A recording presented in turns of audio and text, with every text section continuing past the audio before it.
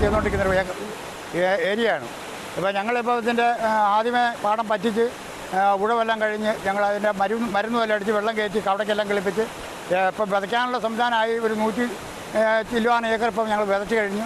ബാക്കിയുള്ള എല്ലാവരും വിത്തെല്ലാം കെട്ടി വിതയ്ക്കാനുള്ള എല്ലാ സജ്ജീകരണം ഇറക്കിയപ്പോഴാണ് നമുക്ക് ഈ ഒന്നും പ്രതീക്ഷിക്കാത്ത ഈ വർഷം ഉണ്ടായി അതിയായ വെള്ളപ്പൊക്കം എന്ന് വേണം പറയും. നമ്മുടെ ഈ ബണ്ടെല്ലാം കവിഞ്ഞുകൊണ്ടിരിക്കുകയാണ്.